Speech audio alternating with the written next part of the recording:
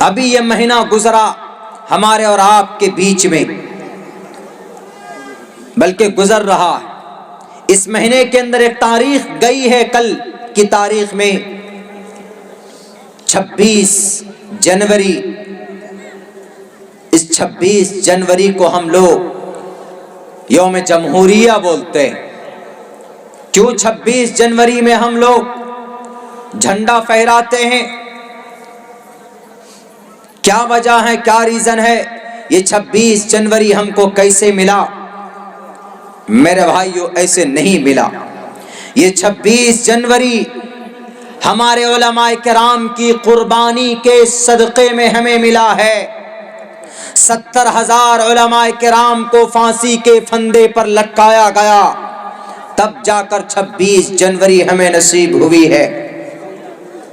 26 جنوری کا مطلب، جب یہ دیش آزاد ہوا تھا اس وقت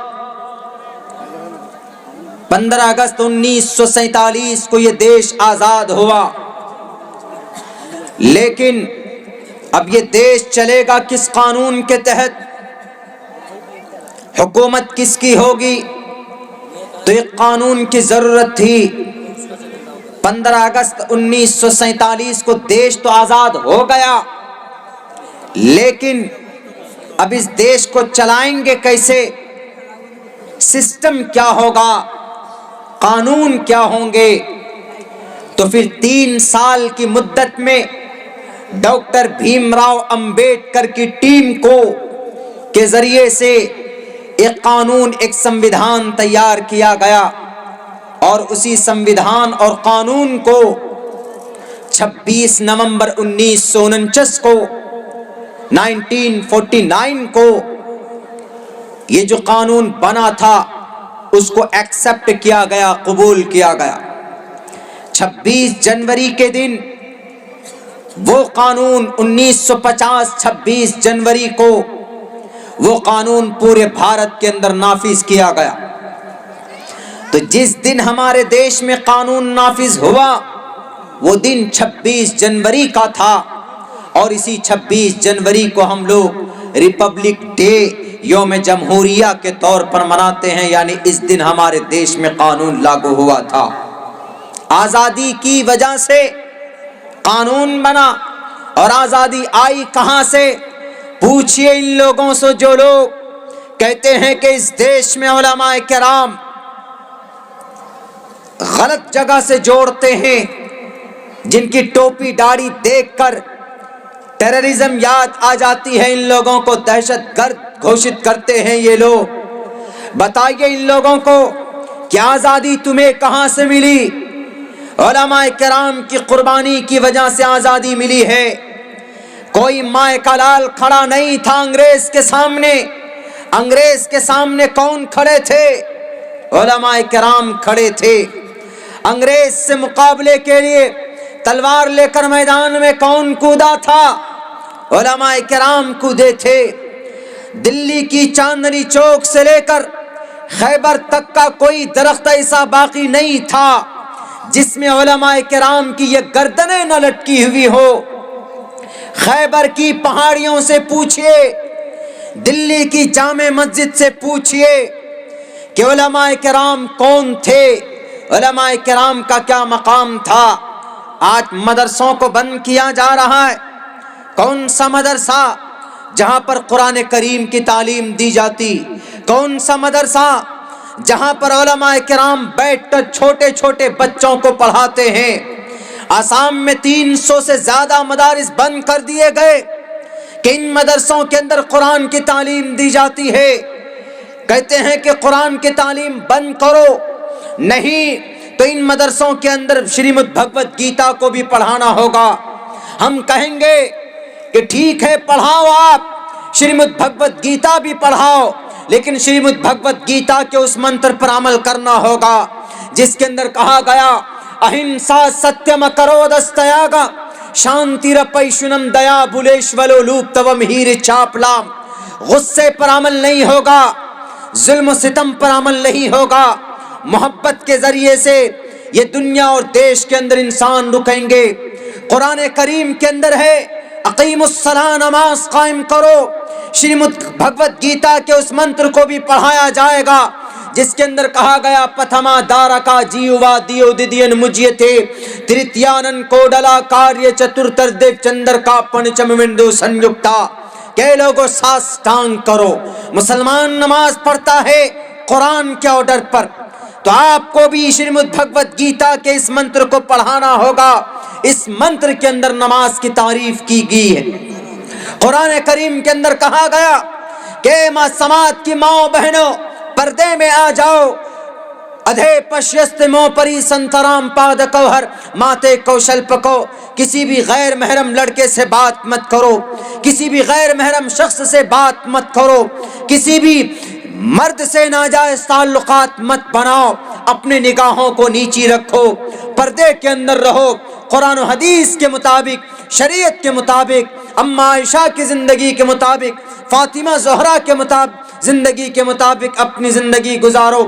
قرآن میں کہا گیا تو تمہارے شریمد بھگوت گیتا میں یہ بات کہی گئی، ادھے پشیست مو پری سنترام پاد کوہر ماتے کوشل پکو، کہ مائیں اپنی گھونگھٹ نیچی کر لیجئے، سماج کی بہنیں اپنے ایسے لباس میں آپ مارکیٹ جائیے جس سے آپ کے بدن کا کوئی عزم دوسروں کو نہ دکھے۔ یہ حکم لاگو کرو۔ قرآن کے احکام پر ہم عمل کرتے ہیں۔ اگر آسام کے اندر قرآن کریم کی تعلیم دی جاتی ہے تو وہاں کے مسلمان قرآن کریم کے احکام کے مطابق زندگی گزارتے ہیں۔ تم وعدہ کرو کہ اگر تم شریمد بھگوت گیتا مدرسے میں پڑھواؤ گے تو تم خود بھی شریمد بھگوت گیتا کے احکام پر عمل کرو گے، نہیں تو صرف ٹوپی سے عداوت کی بنیاد پر، داڑھی سے تکلیف کی بنیاد پر اگر تم مدارس کو بند کرنے کی کوشش کرتے ہو تو یاد رکھو اس دھرتی پر سب سے زیادہ بے خوف قوم علماء کرام کی جماعت ہے، سب سے زیادہ بہادر قوم ہندوستان کی دھرتی پر علماء کرام کی جماعت ہے۔ اگر وہ کسی سے ڈرتے ہیں تو صرف اللہ سے ڈرتے ہیں، ورنہ کسی نیتا سے، کسی چیلا سے وہ نہیں ڈرتے۔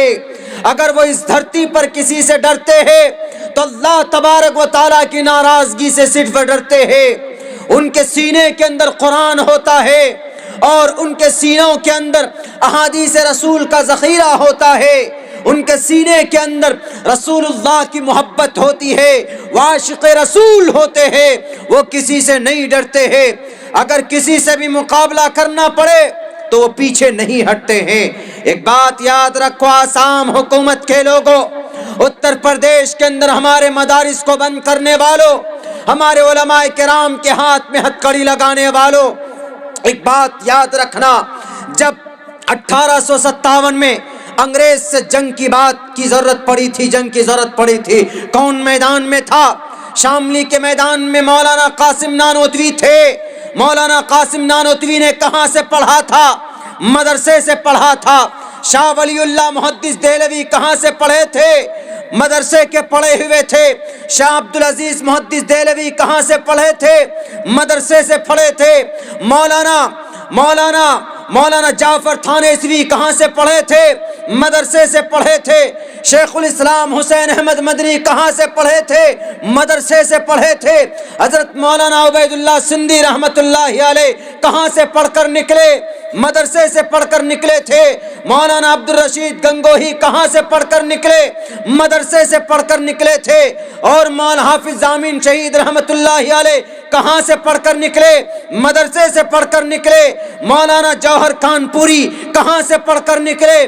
مدرسے سے پڑھ کر نکلے۔ میرے بھائیوں، مولانا احمد رضا خان بریلوی کہاں سے پڑھ کر نکلے؟ مدرسے سے پڑھ کر نکلے تھے۔ اگر یہ علماء کرام مدرسے کے پڑھ کر نکلے تھے، ظالم انگریز کے دانت کھٹے کر سکتے تھے۔ کون تھے یہ سامنے توپ کے دہانے پر کھڑے ہونے والے؟ یہ علماء کرام کی تعداد تھی جو انگریز کے سامنے ڈٹ کر کھڑا ہوا تھا۔ آج بھی اگر اس دیش کو ضرورت پڑی ہے خون کی تو سب سے پہلے اگر خون دینے کے لیے کوئی تیار ہوگا تو وہ قوم جماعت کون سی ہوگی؟ وہ جماعت علماء کرام کی جماعت ہوگی، کوئی دوسری جماعت نہیں ہو سکتی۔ میرے بھائیوں، میں آپ لوگوں کو ایک چھوٹا سا ادنا سا طالب علم ہونے کی حیثیت سے میں اتنا کہتا ہوں کہ اس دھرتی پر علماء کرام کا ان کی موجودگی ہمارے لیے باعث رحمت ہے۔ کیوں؟ ہمیں وہ قرآن پڑھ کر بتاتے ہیں، ورنہ آج ہم 3-4 خدا کی عبادت کرتے، ہم رسول اللہ کو نہیں پہچانتے کہ why the last prophet come to the earth to teach the people on what is wrong and what is right۔ ویدوں میں کہا گیا محمد الرسول اللہ کے بارے میں، نراشن سم واجنم واجنی شیدیرم پوشنم سن میریم ہی رتھم ن درگا دوسوا سدانو وشو سمانو۔ پوری دنیا کے لوگ سلام کریں گے، ان کو سلام پیش کریں گے، درود پیش کریں گے۔ ہے کوئی مائے کا لال جن کے نام پر جن کو درود بھیجا جاتا ہو؟ نہیں بھیجا جاتا، لیکن پروفٹ محمد صلی اللہ علیہ وسلم کو ہم لوگ جب ان کا نام آ جائے درود پڑھنا لازمی اور ضروری ہو جاتا۔ بتاؤ کوئی مائے کا لال، بڑا بڑا ترم خاں آیا اس دھرتی پر، بڑے بڑے لوگ آئے، بڑے بڑے بہادر، بڑے بڑے بادشاہ اور بڑے بڑے پہلوان اس دھرتی پر آئے۔ رستم آیا، نوشیرواں آئے، چنگیز آیا، ہلاکو خان آیا، بڑے بڑے لوگ آئے، لیکن کسی کا نام لیا جاتا ہے؟ نہیں لیا جاتا۔ لیکن محمد صلی اللہ علیہ وسلم کا نام ادب کے ساتھ، احترام کے ساتھ ہم لیتے ہیں۔ جب ان کا نام لیا جاتا ہے تو ہمارے دل کے اندر ایک الگ طرح کی خوشی پیدا ہوتی۔ یہ کس نے بتایا؟ کون بتائے؟ محمد رسول اللہ کی فضیلت کون بتائے گا؟ علماء کرام بتائیں گے۔ اگر علماء نہ ہو، اگر یہ چھپانے پہ آ جائیں، قرآن کی شریعت کی باتیں چھپانے پہ آ جائیں، تو پھر ہمیں سچائی کا کیسے پتہ چلے گا؟ ہمیں کیسے پتہ چلے گا کہ بی بی سمیہ کو بیچ سے چیرا گیا تھا؟ ہمیں کیسے پتہ چلے گا کہ حضرت خباب بن ارت کو انگاروں پر لٹا کر تڑپایا گیا تھا؟ ہمیں کیسے پتہ چلے گا کہ حضرت عمار بن یاسر کی آنکھیں نکال دی گئی تھی؟ ہمیں حضرت زبیر کی آنکھیں نکالی گئی تھی؟ ہمیں کیسے پتہ چلے گا کہ حضرت بشیر ابن جندل کو مدینۃ المنورہ سے مکۃ المکرمہ گھسیٹ کر لے جایا گیا؟ کیسے پتہ چلے گا؟ کون قرآن کریم کی تفسیر کرے گا؟ میرے بھائیو، علماء کرام کی زیارت کیجئے، ثواب حاصل کیجئے، اولیاء اللہ سے عقیدت سے ملیے، پیران پیر کے سامنے جا کر بیٹھیے، دعائیں لیجئے، زندگی کی رکاوٹیں ان سے مشورہ کیجئے، کوئی بھی معاملہ ہو وَشَاوِرْهُمْ فِي الْأَمْرِ، تو مشورہ کیجئے اور آگے سرپرست قیادت علماء کرام کے ہاتھوں سونپیے۔ ڈیفینیٹلی میں آپ کو کہہ سکتا ہوں کہ you will succeed in every matter، ناکام نہیں ہو سکتے آپ۔ ایک لڑکا ہم سے فون کر کے پوچھا رشی کیش سے آج، مولانا what is similarity between Quran and Veda? ہم نے کہا اس کا مطلب ہے کہ قرآن اور وید میں کیا سمانتا ہے، کیا یکسانیت ہے؟ دیکھیے، وہ ایک پی ایچ ڈی کا مطلب ڈاکٹر آف فلسفی کی پڑھائی کر رہا، اس میں ایک ٹاپک ہوتا ہے، اس کے اوپر مضمون لکھتے ہیں، ریسرچ کرتے ہیں ڈیپ میں جا کر۔ تو اس کو دیا اس کے ٹیچر نے کہ اس ٹاپک کے اوپر لکھ کر لاؤ۔ اس نے لکھا پورے رشیکیش کے جو وہ یونیورسٹی ہے اس میں اندر تنہا یہی ایک لڑکا ہے جو مسلم ہے، ایک ہی لڑکا، باقی سب اس میں سناتن دھرمی ہیں، دوسرے ڈفرینٹ الگ الگ مذہب کے لڑکے۔ بہت مشکل سے اس کا ایڈمیشن ہوا، تو وہاں جو پروفیسر لوگ ہیں، جو پڑھانے والے ہیں، تو اس کو تھوڑا الگ نظریے سے بھی دیکھتے، تو اس کو ٹاپک دیا کہ واٹ از، تم اسلام مسلم ہو، you are a Muslim and you know lot of about your Islam, بہت کچھ جانتے ہو گے تم اسلام کے بارے میں، لکھ کر کے لاؤ کہ what is relation, what is connection between Quran and Veda, کیا رشتہ داری ہے دونوں میں، کیا یکسانیت ہے، لکھ کر کے لاؤ۔ اس نے لکھ کر کے لا کہ ایک ایسی گرنتھ ہے کہ جس کے اوپر قرآن کے ذریعے روشنی ڈالی گئی ہے، بتایا گیا ہے کہ یہ ایک ایشوریہ گرنتھ ہے، یعنی ایک ایسی چیز ہے کہ جس کو سمجھنے میں قرآن کی ضرورت پڑی۔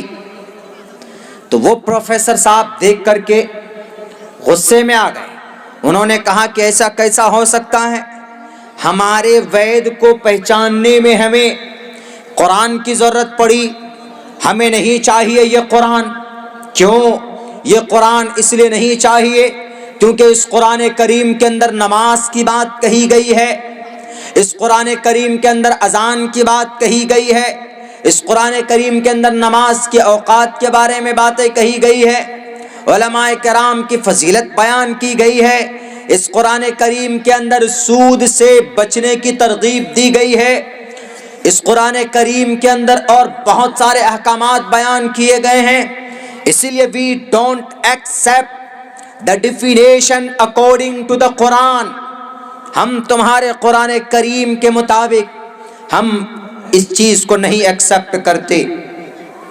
تو اب بتائیے، اس بچے کو ضرورت پڑی، he called me، مجھے اس نے کال کیا، مجھ سے اس نے پوچھا، تو اس نے مجھے بھیج کے دیا جو ہم نے پڑھا ہے، اس کے اندر اتنے مجھے یقین نہیں ہو رہا کہ اتنے بڑے پروفیسر ہو کے ان کے اندر اتنی کڑھن، یعنی اتنی عداوت بھری ہوگی قرآن کے تعلق سے، اذان کے تعلق سے۔